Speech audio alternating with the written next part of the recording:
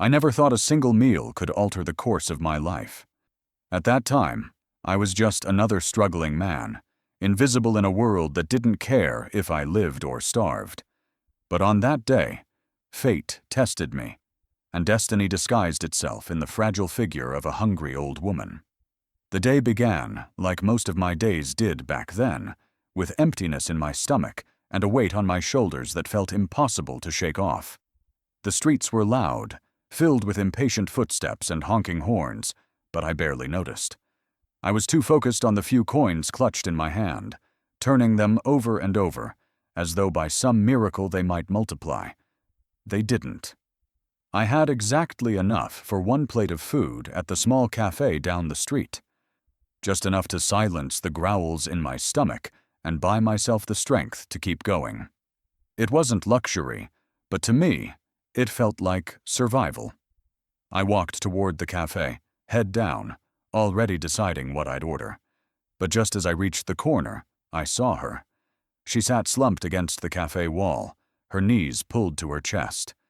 Her clothes were worn and dirty, patched together from scraps of fabric. Her hair was a tangled mess of gray, and her frail hands shook as they rested in her lap. Her skin clung to her bones, pale and tired, like someone who had been fighting hunger far longer than I had. Her eyes were closed, but her lips moved faintly. I couldn't hear her words. Was she praying? Or was she whispering to herself, trying to hold on? I stopped in my tracks. A storm began inside me. My hunger was sharp, tearing at me from the inside. Those coins in my hand were the only thing standing between me and another sleepless night. If I gave them up, I'd have nothing left. "Walk away," a voice in my head urged. "You can't afford this. You've suffered enough yourself." But another voice, quieter but heavier, whispered back, "You know this pain. You know the hollow ache of going without. Are you really going to ignore her?" I stared at her for what felt like forever. Each second felt like a battle. My throat tightened. My palms grew sweaty around the coins. Finally, before I could think any further, my feet carried me toward her. Her eyes flickered open when my shadow fell over her. They were dull and tired, yet in them I saw a faint spark, the desperate hope that maybe, just maybe, someone might notice her. I bent slightly. "Are you hungry?" I asked softly. Her lips trembled, but no words came out. Still, the answer was written all over her face. I pointed toward the cafe door. "Come with me. Let's get you something to eat." For a moment, she shook her head, embarrassed, clutching her stomach as though she could hide her need. Pride was battling with her hunger. I understood it. I had felt the same way before. But I didn't move away. I extended my hand, slow and steady. She hesitated. Then, with trembling fingers, placed her hand in mine. Together, we walked into the cafe. The room quieted when we entered. People turned, their conversations faltering. I felt their eyes on us, sharp and judgmental. Some looked at her with pity, others at me with curiosity, as if wondering why a man who clearly had little himself was bringing in someone who had even less. We found a table in the corner. The waiter approached reluctantly, his nose wrinkling, his tone clipped. "What will you have?" I emptied my coins onto the table, my heart sinking at how little it looked. "A plate of rice, curry, and bread," I said. It was everything I had. The waiter glanced at me, then at her, then back at me. His expression held silent questions, but he said nothing. He scribbled down the order and walked away. We sat in silence. She kept her eyes down, as though ashamed to even be sitting there. I wanted to say something, anything, to ease the weight between us, but the words wouldn't come. When the food arrived, I pushed the plate toward her.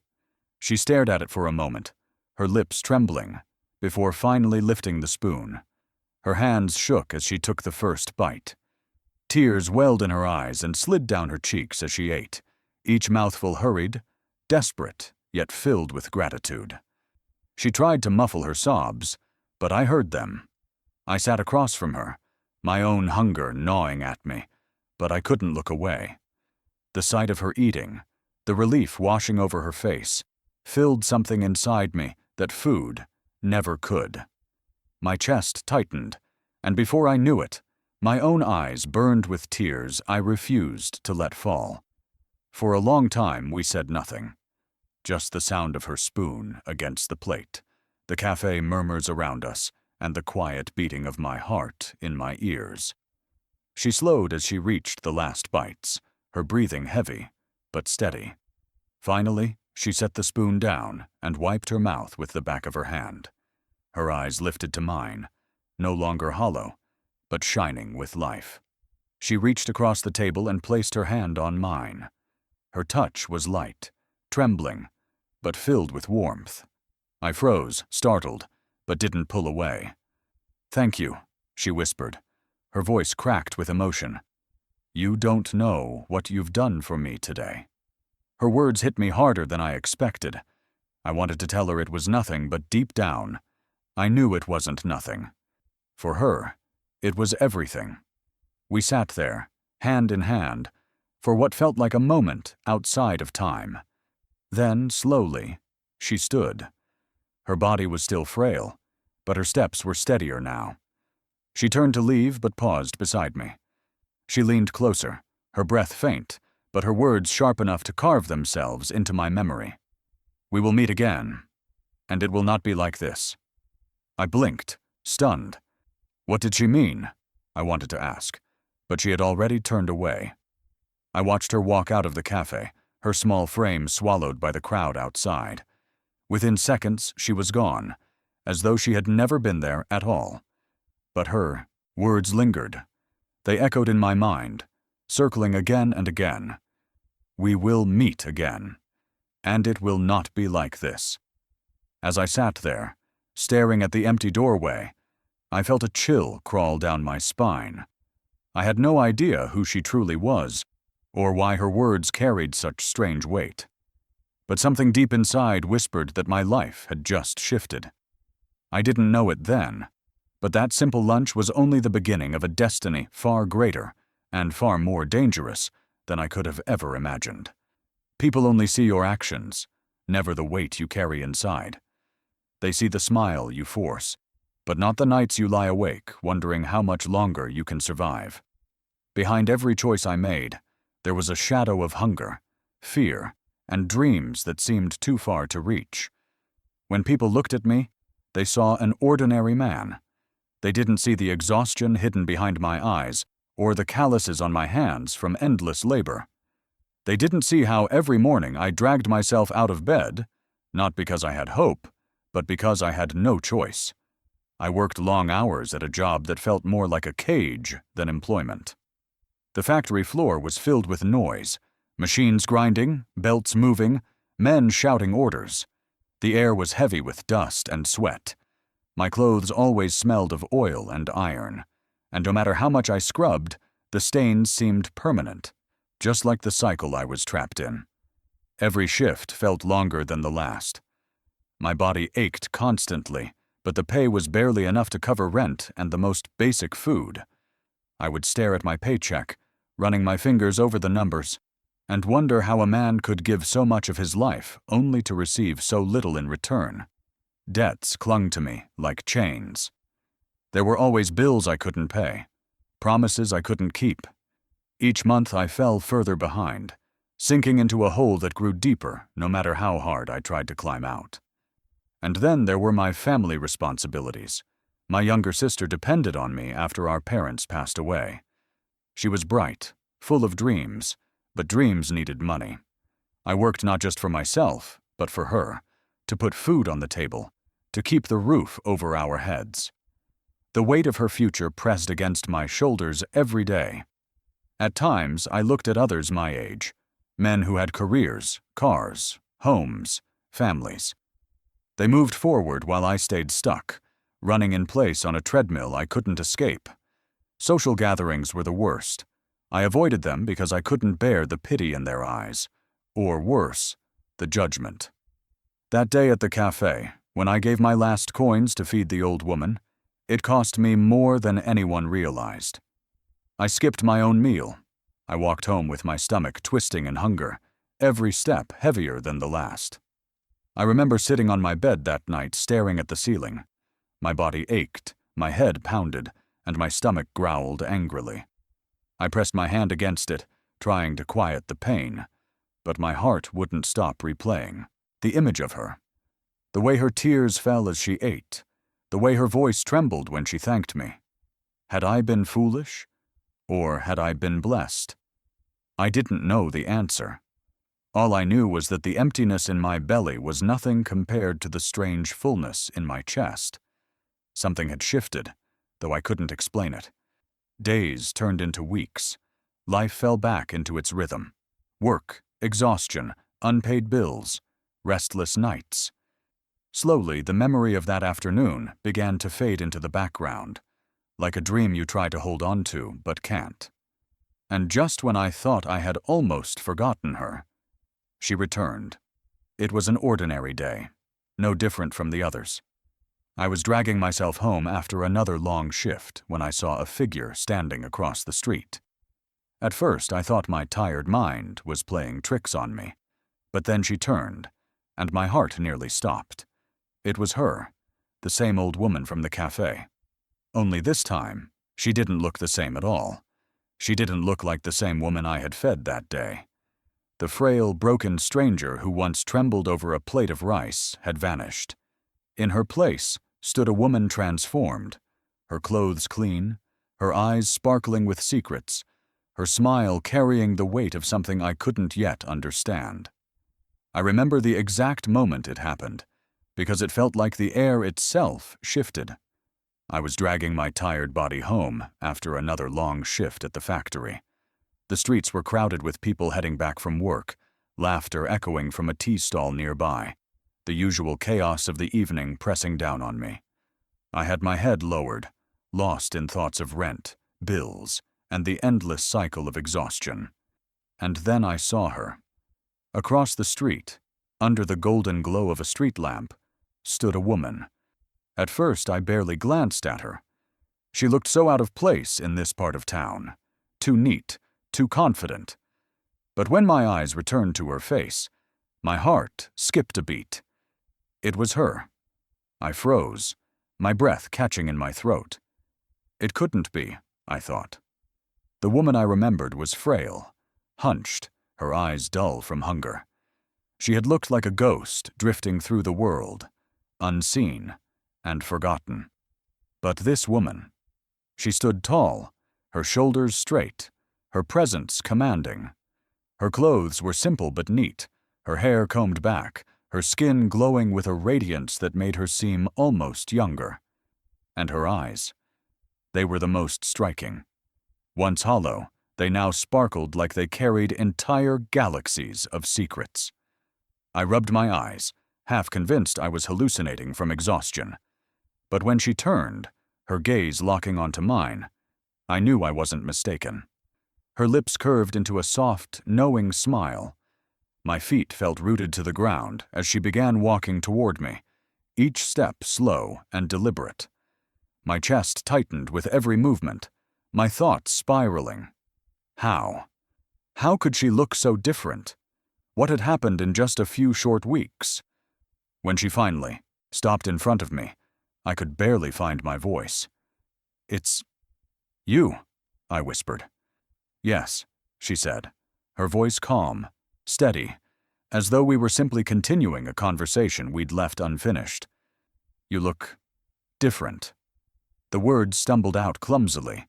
She chuckled softly, her smile widening. "I imagine I do." For a moment I just stared, unsure if I should feel relief, confusion, or fear. Then she said the words that shook me even more. "I've been looking for you." I blinked. "Looking for me?" She nodded. "Yes. I owed you more than just a thank you. And I don't leave debts unpaid." Her voice carried a kind of certainty that made my skin prickle. I wanted to ask what she meant, but the way she looked at me, steady, piercing, kept me silent. "Can we sit?" she asked gently, gesturing toward a nearby bench under the street lamp. I hesitated. Part of me wanted to run, to escape the strange sense of destiny that seemed to follow her. But another part, stronger, was drawn in. I nodded, and we walked to the bench together. The city moved around us, buses rumbling by, children laughing in the distance. But in that moment, it felt like we were in a bubble of stillness. She turned to me, her gaze sharp yet kind. "I want to know about you," she said. "Me?" I frowned. "Yes, your life, your struggles, who you are when no one else is watching." Her words dug deep. Hardly anyone in my life had ever cared to ask me that. People saw me as another worker, another face in the crowd. Nobody wanted to know about the nights I stayed awake counting debts, or the silent battles I fought alone. I shifted uncomfortably. "Why do you want to know?" "Because," she said softly, "you gave when you had nothing. And people like that, they matter." Her eyes didn't waver. Against my better judgment, I started talking. I told her about the factory, the endless hours, the noise, the exhaustion. I told her about my sister, about how I tried to support her dreams while burying my own. I spoke of the debts that kept piling higher, the nights I lay awake staring at the ceiling, wondering if I'd ever escape. She listened quietly, her hands folded in her lap, her face unreadable. But I could see something flickering in her eyes. Recognition, perhaps even sorrow. It was as if my words were unearthing memories she had buried long ago. When I finished, silence stretched between us. My chest felt lighter, but my mind buzzed with unease. Why had I told her all that? Why did she want to know? Finally, she leaned closer, her voice almost a whisper. "You remind me of someone I once knew. Someone who changed my life when I had nothing." "Who?" I asked cautiously. She didn't answer immediately. Instead, she reached into the small bag resting by her side. My pulse quickened as she pulled out a plain white envelope. She held it out to me with both hands, her expression serious. "Take this." I stared at it, my fingers twitching nervously. "What is it?" "Something for you," she said simply. "Open it when you're ready." Not before I hesitated, my hand hovering in the air. Everything about this moment felt surreal. Why was she giving me an envelope? What could possibly be inside? Finally, I took it. The paper felt heavier than it should have, as though it carried the weight of secrets I wasn't meant to know yet. Her smile returned, calm but mysterious. "You don't need to understand now," she said. "You will in time." I stared at the envelope in my hands, my heart pounding louder with every second. Questions swirled in my head. Who was she, really? And why was I suddenly a part of her story? Her eyes glistened, as though she already knew the storm she had just unleashed in my life. "Open it when you're ready," she whispered again, and I realized my world was about to change forever. My heart pounded as I tore it open with trembling hands, every sound around me fading into silence, as though the universe itself was holding its breath. The street, the noise, the passing world disappeared until there was nothing left but me, that plain white envelope, and the woman who had placed it so calmly into my grip. I had never felt so terrified of paper in my life, and yet I couldn't stop myself from opening it. The edges of the envelope scraped lightly against my fingers as I slid it open, and even that small sound felt deafening in the quiet between us, because my entire body was alive with a strange mixture of dread and anticipation, as though I was peeling away the layers of fate itself. When I pulled the contents free, my eyes first caught on a letter, folded neatly, the handwriting delicate and careful, the kind of handwriting that belonged to someone who had lived through years of discipline and patience. My throat went dry as I unfolded it and began to read. "To the man who gave when he had nothing," it began, and even those first words made my chest tighten, because they cut right into the memory of that day at the cafe, reminding me that I had spent the last of my coins on a stranger when I had been starving myself. You will never know how much that meant to me. You will never know how rare it is to find someone who gives from a place of emptiness, who chooses kindness even when they are drowning. You did not just feed me. You reminded me of humanity I had long forgotten. For that, I owe you more than words, more than thanks. My eyes blurred as I read, and I swallowed hard, trying to steady my hands. But then something else slipped out from between the folds of the paper. A check. For a second, I didn't even recognize what I was holding. I blinked at it, then looked again, my breath catching in my throat. The numbers hit me like a thunderbolt.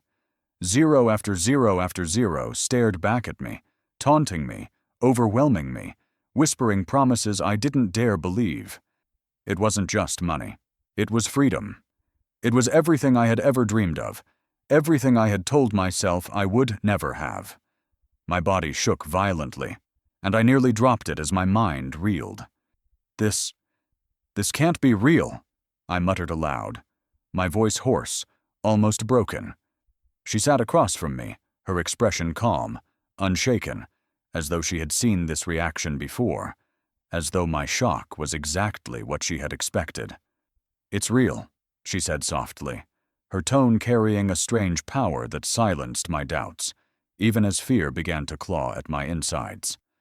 I shook my head, thrusting the check back toward her, my voice trembling. No, this has to be some kind of mistake. You can't just hand someone." She leaned forward, her gaze steady and unwavering. "It's not a mistake." Then why?" My words cracked under the weight of confusion. "You don't even know me. Why would you give this to me?" Her lips curved into a small, sad smile. "It's not charity," she said, each word firm and deliberate, cutting through me like a blade. "It's destiny."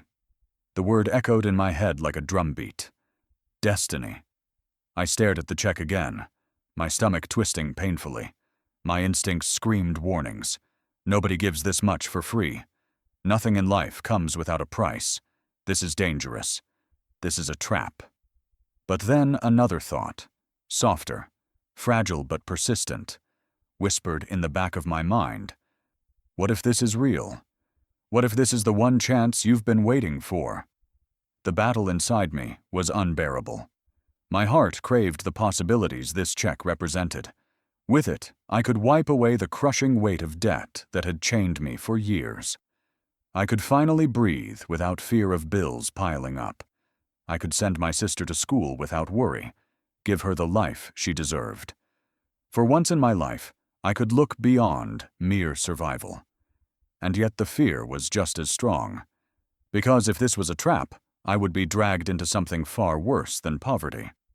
I gripped the check tightly, as though it might vanish if I loosened my hold. My mind raced through every possible explanation, every reason this could be happening, every story I had ever heard of scams and cruel tricks. Finally, I looked up at her, my voice breaking under the weight of desperation. "Why me? Why are you doing this?" Her eyes softened, glistening with something I couldn't name. "Because I see something in you," she whispered. "Something the world overlooks, something even you don't see in yourself yet. I see the man you are meant to become."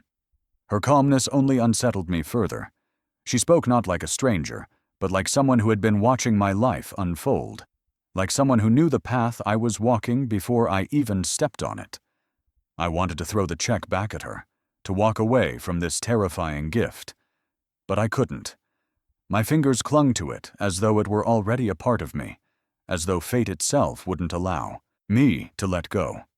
We sat in silence, the envelope lying open between us like a wound or a doorway. Every second stretched endlessly as I searched her face for any sign of deceit, any flicker of malice. But all I saw was conviction, a calm certainty that made me feel like I was standing at the edge of a cliff. "I don't know if I can accept this," I whispered finally, my voice hoarse. She leaned closer, her eyes blazing with intensity. "You don't have to decide now," she said gently. "But remember this. That meal you gave me was not the end of something. It was the beginning. You planted a seed that day, and seeds always grow." Her words wrapped around me like a prophecy, both terrifying and comforting. I looked at the check again, my hands trembling. The numbers glared at me, demanding a choice. My mind spun with possibilities and dangers, with hope and fear. I thought of my sister. I thought of my debts. I thought of the old woman I had once seen starving, and the stranger she had become now. And in that moment, I realized my life had already begun to change. Whether I accepted it or not, I had stepped onto a path I could no longer walk away from. She reached across the table, her hand steady as it closed over mine, silencing the storm inside me with nothing more than her touch. "Don't be afraid," she whispered, her voice carrying both warmth and certainty. Her eyes locked onto mine, her smile deepening with quiet power. "This," she said, with finality that left no room for doubt, "is only the beginning." I had to know why she had chosen me of all people, of all the faces in this vast city, of all the strangers who had passed her by. She had come back to find me, and she was determined to place her secrets and her fortune in my hands. The question burned inside me until I couldn't hold it back any longer, and when I asked, her answer changed everything. She sat across from me, the faint glow of the cafe light softening her features, and I finally leaned forward, unable to silence the storm inside my chest any longer. "Why me?" I asked, my voice rough, my throat tight. "You could have chosen anyone. Why me?" Her eyes softened, and for the first time since she had returned into my life, her expression seemed almost fragile, as though the memories she carried weighed heavier than anything money could buy. She drew in a slow breath and let it out, her fingers tracing the rim of her teacup before she finally spoke. "Because once," she began, her voice trembling slightly, "I was you." I frowned, not understanding, but she didn't stop. Her gaze drifted past me, into the distance, as if she were staring not at the cafe wall but into another time, another life. "There was a time when I was homeless," she said, her words deliberate and heavy. "Forgotten. Starving. I was a shadow in the streets, invisible to everyone who passed by. People looked at me like I was dirt, something to be stepped over, not someone worth saving." Her voice cracked, and I could feel the rawness in her words. I pictured her hunched on some forgotten street corner, weak and trembling the way I had first seen her, but worse, younger, abandoned, utterly alone. I remember nights when I lay on the cold pavement, staring at the stars and wondering if they even noticed me, she continued. My body ached with hunger, my bones cold from the ground beneath me. I prayed for morning because the darkness felt too endless, too cruel. Her eyes glistened with tears as she paused, her hands curling into fists in her lap. People walked past me every day. Some glanced, most didn't, and every time they ignored me, I felt myself disappearing more, as though I was less human, less alive. Her words carved into me, because I knew too well what it meant to be invisible, to be struggling while the world moved on without you. My chest tightened as she went on. And then, one day, a stranger stopped. Her face softened, her tears spilling freely now. He saw me. He didn't look at me with pity or disgust. He looked at me like I was human. He handed me food, not much, but it was everything in that moment. He smiled at me. Do you know what that meant? That smile. It told me I wasn't gone, that I still mattered. She covered her mouth with her trembling hand, her shoulders shaking with emotion. For a moment I sat frozen, unable to move, my throat thick with the weight of her confession. That man never knew what became of me, she said after a pause, her voice quieter now, steadier. But that single act of kindness, it saved me. Not just my body, but my spirit. It gave me the will to try again, to claw my way back into life. Her eyes lit with a fire as she continued. I worked. Harder than I thought I could. I scrubbed floors. I washed dishes. I carried loads heavier than my body could bear. I suffered. I bled. I endured. And step by step, brick by brick, I built myself up from the ashes. I built my empire from nothing, fueled by the memory of a stranger's kindness. Every coin I earned felt like proof that I wasn't forgotten, that I was stronger than the life that tried to bury me. I listened in stunned silence, my heart pounding. And when I saw you that day, standing outside that cafe with nothing in your pockets, I saw myself. I saw the hunger in your eyes, the weariness in your shoulders, the quiet despair in your face. And yet, you still gave. You still chose kindness. That is why I chose you. Because in you I saw the person I once was, and the person I became. Her tears flowed freely now, but her voice carried the strength of someone who had lived through storms and survived. Do you see? Life is not random. Kindness travels. It crosses time. It multiplies. What you gave me that day was not just food. It was a mirror. It was a seed. And now it has returned to you. Her words shook me to my core. My mind flashed back to the moment at the cafe, the trembling of her hands as she ate, the whisper she had left me with. We will meet again, and it will not be like this. Now I understood. I swallowed hard, my own eyes burning. I didn't do it expecting anything back, I whispered. She reached across the table, covering my hand with hers, her touch warm despite her trembling. I know, she said softly. That's why it matters. We sat there in silence, the weight of her story pressing down on me like the air before a storm. And then she leaned closer, her gaze piercing mine, her lips trembling with words that sent shivers racing down my spine. Your story, she whispered, is about to mirror mine. Her words struck me harder than thunder, filling me with fear and anticipation all at once. What did she mean? That my life would follow the same path as hers? That I too would walk the road of hunger, betrayal, and triumph? Or was she telling me that destiny had already chosen me, long before I even knew it? As her eyes locked onto mine, I realized there was no escaping the truth. My journey had only just begun. I never knew wealth could carry such heavy secrets. To me, fortune had always been a dream, a shining escape from hunger and debts. But as she began to unravel her past, I realized that behind every coin she owned lay scars, betrayals, and choices that could break even the strongest of souls. She leaned back in her chair, her gaze steady but distant, as though she were sifting through years of memories before choosing which ones to share. The envelope and the check still lay between us, but now her story demanded my full attention. You wonder where it all came from, she began softly, her eyes glimmering under the cafe light. You wonder how a woman who once begged for scraps could sit before you with wealth beyond measure. I will tell you. But you must understand, fortune is not a gift. It is a battlefield. Her words sank into me with a gravity I hadn't expected. I had nothing when I started, she said.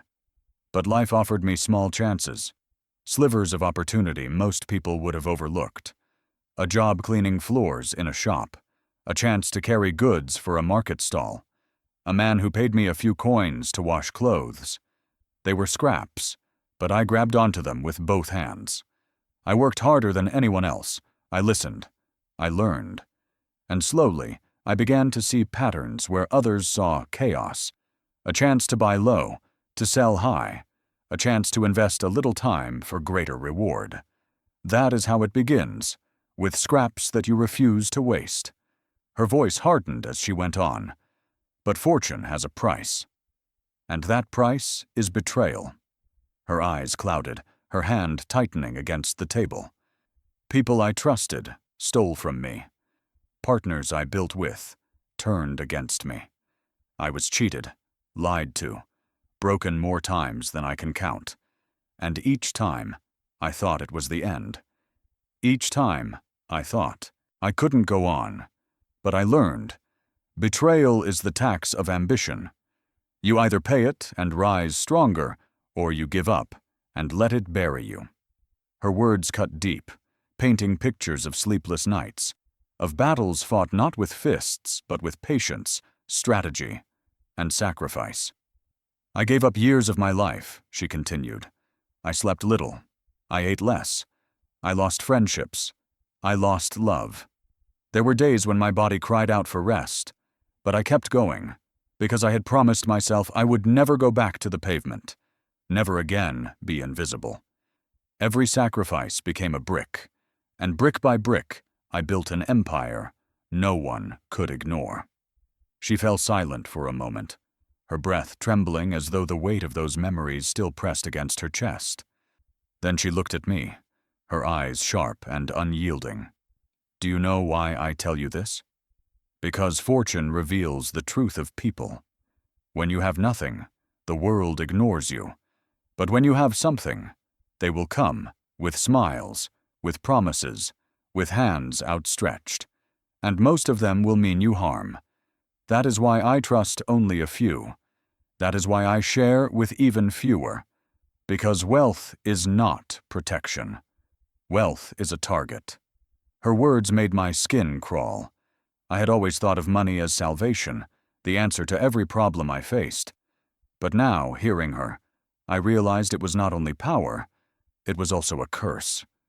She leaned forward, her voice softer now, almost tender. "Wealth without purpose is poison. It rots you from within. I learned that the hard way. For years I chased it for the wrong reasons: pride, revenge, fear. And though I built my empire, I felt emptier than ever. It was only when I began to use it to lift others, to repay the kindness once given to me, that I understood its true purpose." Her gaze locked onto mine, burning with conviction. "That is why I chose you. Not by chance, by fate. You gave without having anything. That makes you worthy. You remind me that fortune must return to kindness, or it becomes a curse." Her words shook me. Fate, worthy, chosen. These were not words I had ever associated with myself. I was just a man drowning in debts, carrying responsibilities I could barely manage. And now she was telling me I had been chosen, by destiny itself. My heart thudded painfully in my chest. Could I really live up to her faith in me? Could I carry what she had carried, endure what she had endured? The doubt clawed at me like shadows in the dark. I shook my head slightly, my voice breaking. I'm not like you. I don't know if I can do this. I don't know if I'm strong enough." Her eyes softened, but her tone remained firm. Neither did I, when I started. Strength is not something you know you have. It is something you discover when you have no other choice.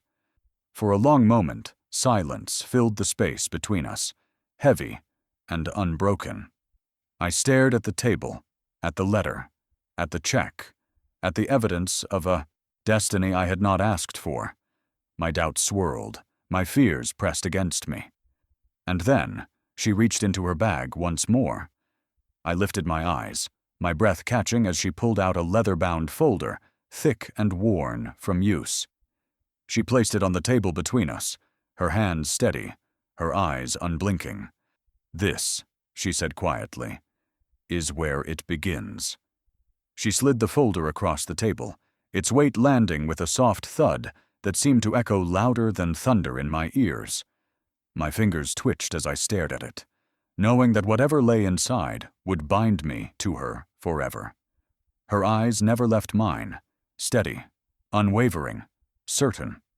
And as the folder sat before me, I realized my life was about to change in ways I could never take back. "I want you to carry forward what I started." Her voice was calm, yet it carried a weight that made my heart pound, as if she had placed the world itself in my hands. I stared at her, stunned, as she unfolded a vision so vast and terrifying that it made my debts and daily struggles seem like grains of sand in comparison. She pushed the leather-bound folder closer to me, the same one she had slid across the table earlier, and I hesitated before opening it, my trembling fingers brushing against the smooth cover. My eyes flickered up to her face, and she gave me the smallest nod, urging me silently to look. Inside were documents, contracts, and detailed plans, pages filled with numbers, business ventures, outlines of investments that I couldn't even begin to comprehend. Charts, maps, and signatures sprawled across the sheets, and the language itself felt foreign, as though I had stepped into a universe I had no place in. What is all this?" I asked, my voice shaking. Her eyes glimmered with quiet certainty. "It is my legacy, and I want you to carry it forward." My heart lurched violently in my chest. "Me?" I croaked. "You want me to do this?" "Yes," she said simply, her tone firm but kind. "You." She leaned closer, her words deliberate and heavy. "I built an empire, but an empire means nothing if it dies with me. I need someone to protect it, to grow it, to use it with purpose. And when I look at you, I see the same fire I once carried, the strength to endure, the humility to give, and the courage to lead." Her proposal was staggering. Investments worth fortunes, mentorship under her direct guidance, opportunities I could never have imagined in my wildest dreams. She was offering me a door into a life I had only ever seen from afar, a world reserved for the powerful, the educated, the chosen few. My heart raced uncontrollably, my hands clammy as the weight of it settled on me. Was I ready for such responsibility? I was just a man who worked in a factory, a man who struggled to pay rent, a man drowning in debt. How could I possibly step into this role she was offering? "You don't understand," I said hoarsely, my voice trembling. I'm not like you. I've never handled money like this, never managed anything more than my own survival. I don't belong in this world." Her eyes softened, but her voice carried an unshakable conviction. "Neither did I, once. I came from nothing, just like you.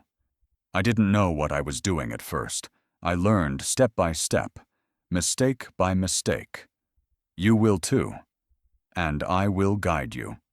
Her confidence unsettled me and comforted me all at once. Why did she believe in me so much, when I had spent my entire life being overlooked? Why was she so certain that I could carry what she had built? The temptation clawed at me. Freedom from debts, a chance to escape the chains that had bound me for so long, a chance to give my sister the life she deserved, the possibility of not just survival, but a future filled with choices I had never dared to dream of. And yet, fear gripped me just as tightly. What if I failed? What if I drowned in a world too big, too ruthless for me? What if this wasn't a blessing, but a trap disguised as opportunity? I wrestled inside myself, torn between safety and destiny, between the comfort of the familiar and the terrifying promise of the unknown. She seemed to read the war in my eyes. She reached across the table, her hand steady and warm as it rested on mine. "Do not let fear steal your future," she said softly. "You gave me hope when you had nothing to give. Let me give you the chance to become who you are meant to be." Her words sank deep into me, breaking through the fog of doubt.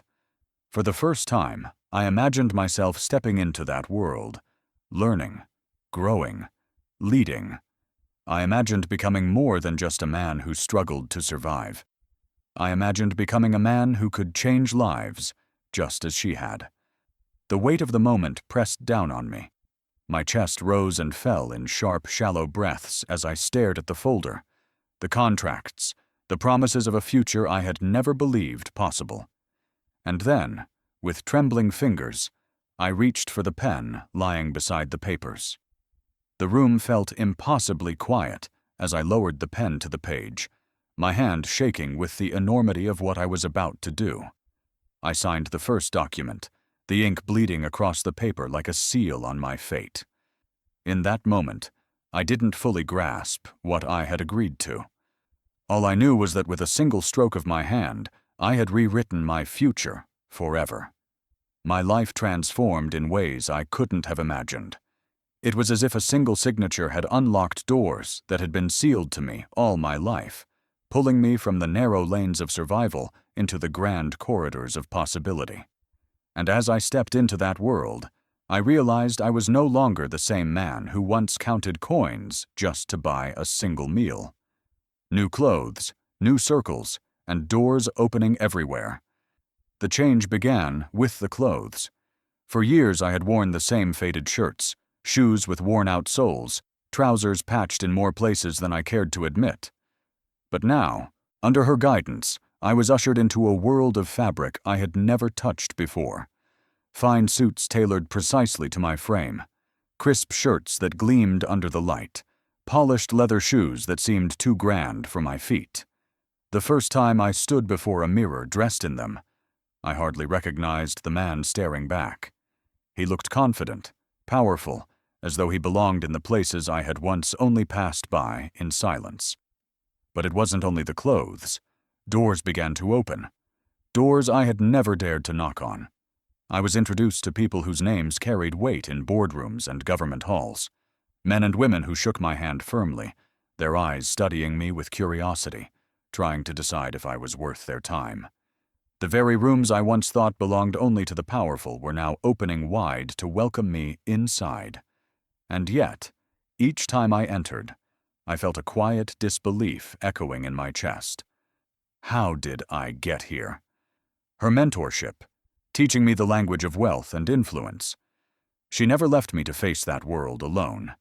At every step, she stood beside me, not just as a benefactor, but as a mentor. She began teaching me what she called the language of wealth. Money isn't enough, she would say.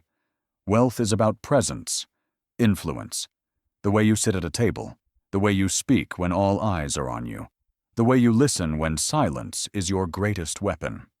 She showed me how to read people's expressions, how to sense their intentions before their words revealed them. She explained how deals were rarely made on paper alone, but in the subtle nods, the tones, the silences that carried more meaning than any contract. At first I stumbled often, my tongue tripping over unfamiliar terms, my hands fidgeting when all I needed to project was calm. But she corrected me gently, her voice patient. "Confidence is a muscle," she said once. "You build it the same way you build strength, repetition, endurance, and belief." My growth in confidence, decision-making, and vision. Slowly I began to change. My posture straightened. My voice steadied. I learned to weigh decisions not just by the fear of loss, but by the vision of what could be gained. She would challenge me constantly, presenting choices, asking what I would do, and then dissecting my reasoning until I could see beyond my own narrow perspective. In time, my instincts sharpened. I began to see opportunities where once I had seen only obstacles. I started to believe that maybe, just maybe, I could belong in this new world. Each small success, a negotiation handled well, a decision made with clarity, built a layer of confidence I had never known before. Family's astonishment at my sudden rise. At home, the transformation was nothing short of shocking. My sister, who had grown used to counting every coin with me, now watched in astonishment as I returned wearing suits that looked like they belonged to someone else entirely. She touched the fabric of my jacket one evening, her eyes wide. "Is this really you?" she whispered, half in awe, half in disbelief. Our small apartment, once filled with shadows of poverty, began to change. The cupboards were no longer empty. The table was no longer bare. For the first time, laughter returned to our home. Not forced, but genuine. My family looked at me with pride, yet I often caught their unspoken questions in their eyes. How had everything changed so quickly? Would it last? My guilt. Was this too much too soon? Their questions echoed the ones in my own heart. Each night, when I removed the fine clothes and sat alone in the quiet of my room, guilt would creep in. Was this truly mine to claim? Had I leapt too far, too fast from the man who once struggled to afford bread? I remembered too vividly the hunger in my stomach, the coins that slipped through my fingers, the exhaustion that had once been my only companion. Now, Surrounded by abundance, I sometimes felt like an imposter, as though I had stolen a role from someone else, as though the world might strip it away at any moment. The old lady's warning. Every gift comes with shadows. One evening, as if sensing the turmoil in my heart, she sat with me in silence before finally speaking. Her voice was soft, almost mournful. Every gift, she said, comes with shadows. The brighter the light, the darker the shadow it casts. Do not mistake fortune for freedom. The world will not only admire you for your rise, it will also resent you. Her words chilled me, a warning that success was not simply a blessing, but a burden. My first taste of success drew envy I wasn't prepared for. I brushed her words aside at first, convincing myself they were only the fears of someone who had lived too long in struggle. But soon, I began to see it. In the glances that lingered too long, in the smiles that carried no warmth, in the whispers that trailed behind me when I entered a room. My first taste of success did not only lift me higher, it painted a target on my back. And the envy I saw in their eyes was a shadow I had not been prepared to face. Riches don't just change your life. They change the people around you. I once believed that money would silence my struggles, erase debts, and turn every sorrow into joy. But instead, it revealed shadows I had never seen before, shadows hiding in the faces of friends, family, and strangers alike. Wealth, I learned, was not just a gift. It was a burden I had never been prepared to carry. Friends turned distant. Relatives turned greedy. That was the first wound wealth inflicted upon me. My old friends, the ones who had once shared laughter in cramped rooms and stale bread on hungry nights, suddenly seemed different. Their eyes no longer looked into mine but lingered on my clothes, my watch, my car. Their words felt forced, their smiles thin. Some stopped calling altogether, as though my rise had drawn an invisible line between us. Those who remained carried envy behind their laughter, and I could feel the shift. I was no longer one of them. Relatives, on the other hand, flooded my life with attention I had never known. Cousins who had ignored my struggles now arrived with wide smiles and stories of family loyalty. At first, I welcomed them with open arms, foolishly believing their warmth was real. But soon their words bent toward requests. A loan here, school fees there, a failing business that needed my help. Every visit ended with expectation. It wasn't me they wanted. It was what I carried in my hands.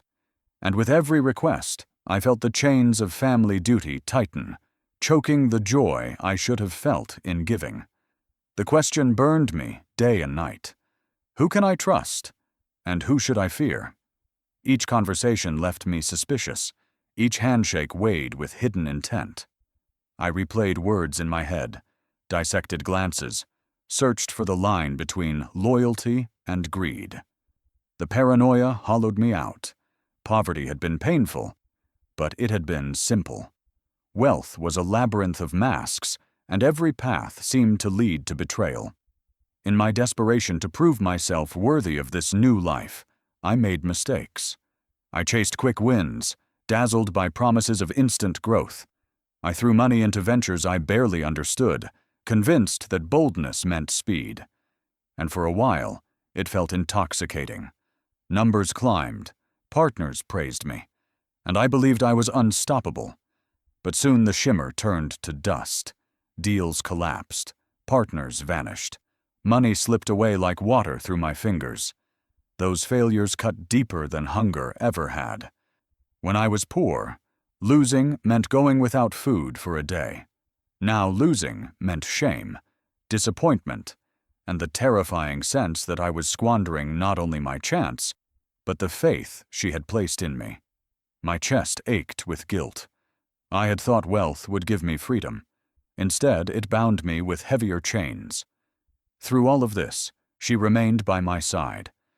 She never turned away, even when I staggered under the weight of my failures. Sitting across from me, her voice calm but firm, she would say, "Slow down. You are sprinting up a mountain, and if you fall, The ground will break you harder than hunger ever did. Grow steady, grow strong, and let patience be your greatest weapon. Her words steadied me, but my impatience often betrayed me. I wanted so badly to prove myself, to prove that I belonged, to prove that her trust was not misplaced. And in that hunger, I stumbled again and again. Still, she never abandoned me. Every scar is a lesson, she told me once, placing her hand over mine. Do not hide them. Wear them as armor. Even with her wisdom, loneliness crept into me like a shadow. I stood in grand halls, surrounded by laughter and music, but I had never felt more alone. Everyone wanted something, a share of my wealth, a piece of my time, a step on my ladder. But no one wanted me. Not the boy who had once gone hungry, not the man still searching for meaning. In poverty, I had at least known who was real. In wealth, I was drowning in masks. It was then I began to see what money truly was, a magnifying glass. It didn't change people, it revealed them. For the kind-hearted, it became a tool of generosity. For the greedy, it became fuel for an endless hunger. And within myself, I saw both reflections. I wanted to help, to lift others, to repay the kindness that had once saved me. But I also felt pride rising in my chest, the thrill of power, the whisper that perhaps I was untouchable now. Wealth was a mirror, and the reflection staring back frightened me. And then it came, my first major betrayal. It didn't come from a rival in business or a stranger in the shadows. It came from someone close, someone I had welcomed back into my life, someone whose smile I had trusted. The evidence hit me like a blade. It wasn't just money they had taken. It was trust. It was faith. It was the fragile hope that some bonds were stronger than greed. To know they had plotted behind my back, to realize that every warm word, every smile had been a mask, shattered something inside me. I sat in silence, the proof trembling in my hands, the air heavy with disbelief. I had thought wealth was a crown, a shield, a blessing. But in that moment, I understood the truth. Wealth was also a burden, heavier than hunger, sharper than betrayal, lonelier than despair. As I stared at the betrayal laid bare before me, my chest hollow and my hands shaking, the room around me felt colder than I had ever known. Wealth had not protected me. It had painted a target on my back. And in that silence, I realized something terrifying. This was not the end. It was only the beginning. The burden of riches had just revealed its darkest price. The knife of betrayal always cuts deeper when it comes from someone close. I had feared enemies in the outside world, but I never imagined that the sharpest wound would come from the very hands I once clasped in trust. The day I uncovered the truth, it felt as though the ground beneath me crumbled, leaving me grasping for air in a world I thought I was beginning to understand. A trusted friend schemed against me. That truth still echoes in my chest like a bell that refuses to stop ringing. He was not just a friend. He had been a brother in spirit, someone who had shared my poverty, someone who had known the taste of hunger beside me. I had welcomed him back into my new life with open arms, believing that our bond was stronger than money, stronger than ambition. But while I looked at him with the eyes of loyalty, he looked at me with the eyes of envy. He smiled in my presence, spoke words of encouragement, clapped me on the back as though he was proud of me. But behind my back, he planted seeds of deceit. He whispered into the ears of others, making promises in my name, forging deals that bore my signature without my knowledge. When I finally uncovered his betrayal, it was not just ink on paper that condemned him. It was the weight of every lie he had told while sitting at my table, eating my bread, calling me brother. Financial loss and emotional devastation followed. Money drained from my accounts, funneled into ventures that never existed, disappearing into pockets I could no longer trace. The financial hit was staggering, a blow that shook the very foundation of what I had been building. But the deeper wound was not measured in numbers. It was the collapse of trust, the breaking of something invisible but vital, faith in another human being. I would sit at night staring at the documents, my hands trembling, my throat burning with unshed anger and grief. The wealth I lost could be rebuilt, yes, but the bond we had shared? That was shattered beyond repair. I had opened the door of my life to him, only to discover he had walked in with a knife hidden behind his smile. The old lady's disappointment, but also her encouragement, became my lifeline. When I confessed the betrayal to her, I braced myself for her anger, for harsh words, for judgment. Instead, she sat silently, her face unreadable, until she finally spoke. "I warned you," she said softly, her voice carrying neither rage nor condemnation, but a weary sadness. "Wealth does not only attract opportunity, it attracts hunger, and hunger is never satisfied." Her disappointment cut deep, but then she reached across the table, her hand resting firmly on mine.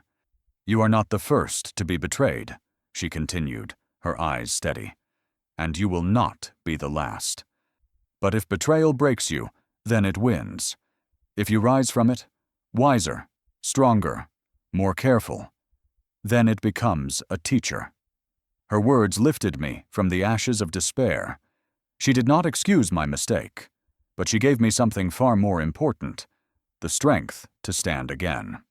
Lessons on resilience, trust, and wisdom began to carve themselves into my heart. I learned that trust is not a gift to be handed out freely.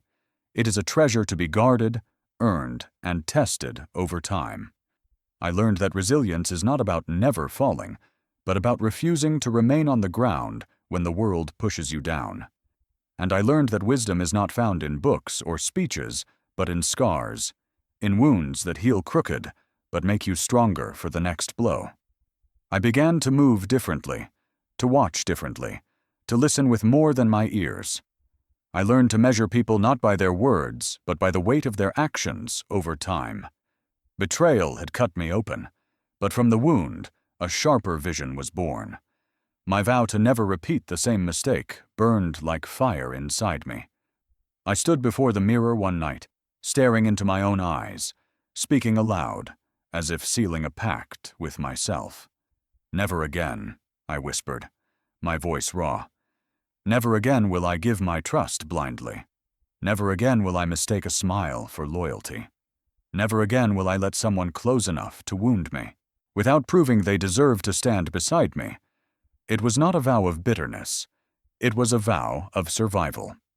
The realization that destiny tests those it blesses came slowly but firmly. Perhaps this was not punishment. Perhaps it was preparation. Destiny, I began to believe, does not hand out blessings without weighing the heart that carries them.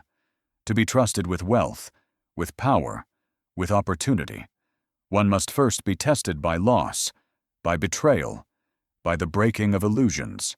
And as much as it hurt, I knew the truth. This betrayal was my test. The old lady had seen it long before I had. Her fortune had not only been a gift, it had been a crucible, burning away my naivety, forging me into someone stronger, sharper, more prepared for the battles ahead. One evening, after another long discussion about the scars betrayal had left on me, she sat back in her chair, her eyes clouded with something I hadn't seen before. Weariness. Her voice, usually so steady, wavered as she whispered, "My time is running out, and so is yours." The words froze me, chilling me deeper than betrayal ever had. For the first time, I realized the clock was ticking, not only on her life, but on the destiny she had tied to mine. The strongest people prepare for the day they leave. I had watched her guide me through storms, through failures, through triumphs, always steady, always unshaken.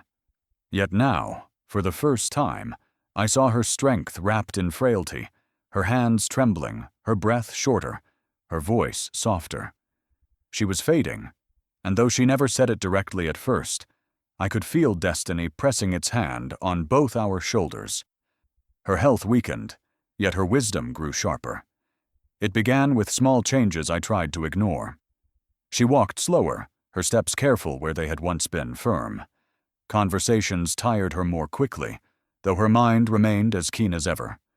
When she spoke, her words carried a new urgency, as if she knew she was running out of time and had to press her wisdom into me before it was too late.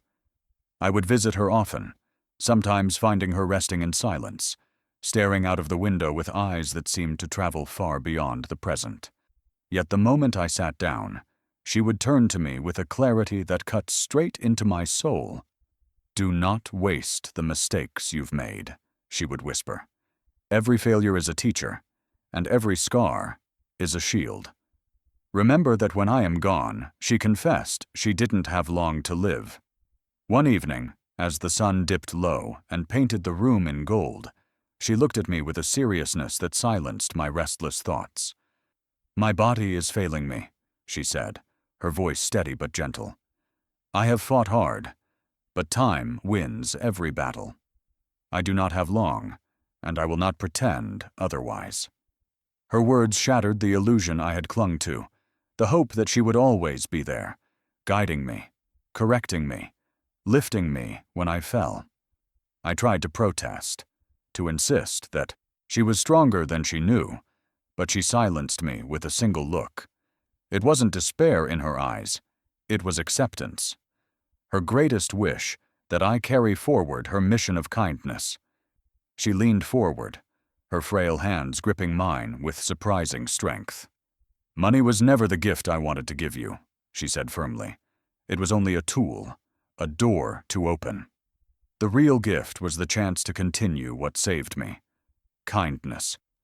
You must carry it forward, not as charity, not as pity, but as purpose.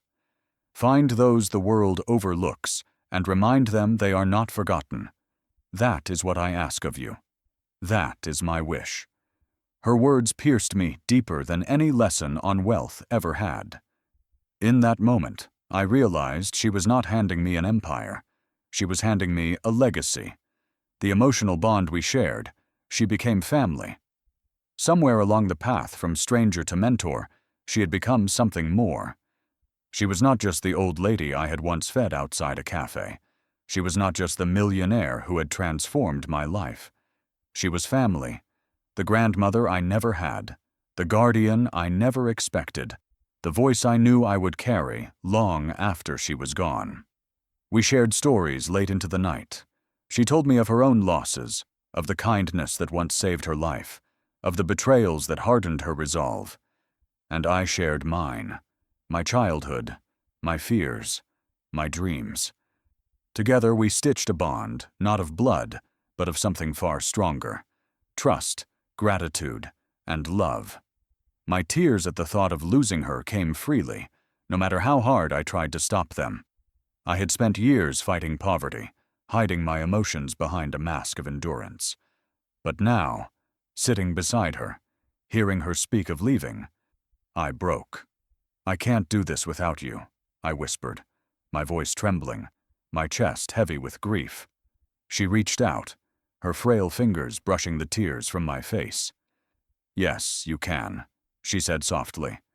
"That is why I chose you. Because even in your hunger, you gave. Even in your pain, you saw someone else's suffering. That is the strength no one can take from you. That is why you will carry this further than I ever could." Her words comforted me, but they did not erase the ache of knowing I was losing her. Her smile. It was never about money, but what you'll do with it. Even as her strength faded, her smile remained. Soft, knowing, unshaken. One night, as we sat together in the quiet, she looked at me with eyes that glimmered despite the weariness in her body. "You still think this story was about wealth," she said almost teasingly. "But it was never about the money. Money is paper, numbers, dust. What matters is what you'll do with it. That will decide whether you honor me or waste me." Her words carved themselves into me like stone. For the first time, I saw the fortune not as an inheritance, but as a responsibility. It wasn't about my rise. It was about what I could build for others. The day she, passed me her will, her hands trembling as she slid the envelope across the table. I expected it to contain numbers, properties, and documents of wealth. But when I broke the seal and read the first lines, my breath caught in my throat. Her will contained a secret no one had known, a revelation that threatened to change everything I thought I understood about her, about myself, and about the destiny she had tied to me. And in that moment, I realized her story, and mine, was far from over. When she left, she didn't just give me wealth, she gave me purpose. Her absence was like a silence too heavy to bear, a void where her steady voice used to echo. The world looked the same, but I felt it had shifted forever. I realized she hadn't just entrusted me with her fortune. She had entrusted me with her unfinished life. Her will entrusted me with charities, businesses, and dreams she left unfinished. The day I opened her will, my fingers shook as though I was touching fire. The envelope wasn't just paper. It was a vessel of her spirit. Inside, I expected cold lists of assets, legal jargon, and numbers, but what I found instead was something far more sacred. It began with names of schools she had built, shelters she had supported, children she had fed. Detailed instructions filled the pages, how much to allocate, which projects to expand, which communities still waited for her help. She wrote as though she was still alive, her pen guiding me like her voice had once done. Then came the businesses. They weren't the glittering empires of luxury I had imagined. They were quiet, purposeful ventures, small factories that provided jobs for widows, farms that supported entire villages, workshops where the poor could learn trades. Each line carried her philosophy. Wealth must serve, not suffocate. It was in those words that I realized her will wasn't about money. It was about continuity. It wasn't an inheritance. It was a command. She hadn't left me wealth to enjoy. She had left me dreams to finish, my journey from poverty to stewardship of her legacy. Sometimes I still couldn't believe it. Just a few years ago, I had been a boy with empty pockets, walking streets with hollow eyes, clutching coins that barely bought a piece of bread. I remembered the shame of being invisible, of sitting in silence while others ordered food, of praying that no one would notice my hunger. And now, I was sitting in offices that overlooked skylines, meeting leaders who shook my hand with respect. I was being called sir, when once I was overlooked as a beggar of opportunity. But more than the titles, what stunned me was the responsibility. I was no longer living only for myself. I had become a steward of her life's work. Every decision I made wasn't just about my future. It was about hers, too. She had taken the boy who gave her a meal and turned him into the man who now fed thousands. Poverty had been my prison, but her legacy had become my purpose. The weight of responsibility, but also the beauty of giving back. There were nights I lay awake, staring at the ceiling, crushed under the enormity of what she had placed on my shoulders. It was not easy. Board meetings stretched into endless hours, with men twice my age questioning my every choice. Charities demanded more funds than I could always provide. Families lined up outside our shelters, their faces etched with the same desperation I had once carried. The weight was unbearable at times. I feared failing her, feared letting her legacy crumble in my inexperienced hands. But in those moments of despair, I returned to the places she had built. One day, I visited a school that bore her name. Children ran toward me, their laughter bright as sunlight, their little hands tugging at my coat. "Thank you," one boy whispered, clutching a worn notebook as though it was treasure. Tears blurred my vision as I knelt down, touching his shoulder. That day, I realized something powerful.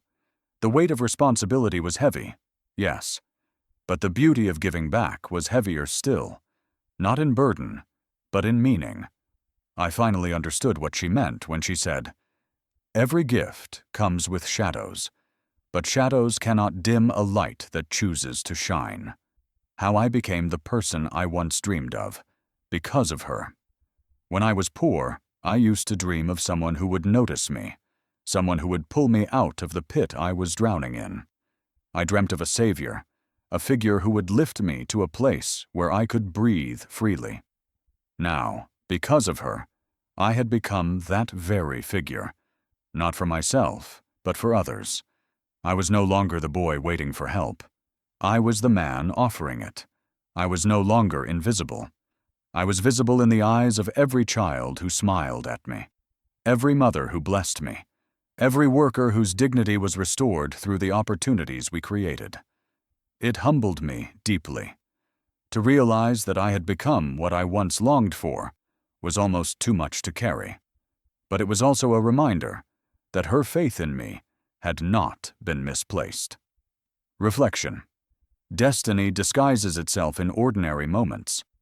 Whenever I thought of that day outside the cafe, it stunned me how ordinary it had felt. She was just an old woman, hungry and frail. I was just a poor man, clutching my last coins. There had been no lightning in the sky, no sign from the heavens, just a choice, to feed her instead of myself. That moment, disguised in simplicity, had become the axis of my entire existence.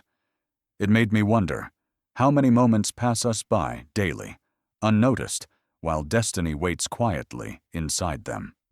We think destiny announces itself with grandeur, but often it hides in the smallest decisions, the ones we don't realize are life-changing until years later. Her life and mine had crossed in an ordinary moment, but in truth, it was the most extraordinary twist of fate I could ever imagine. My final thought. That meal wasn't an ending.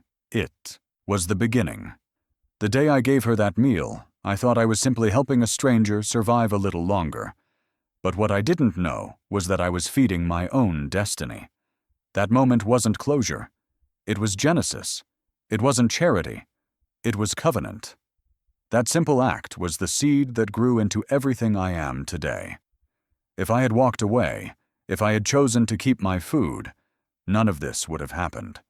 I might still be lost, still starving, still invisible. But because I gave, because she chose to return, a story was written that bound us together forever. That meal was never about hunger. It was about purpose. Even now, as I stand in the shadow of her legacy, I am haunted by a question that refuses to leave me. Was it fate that I chose to help her, or was it fate that she chose to find me? Perhaps both. Perhaps destiny works in circles, weaving kindness back to the giver.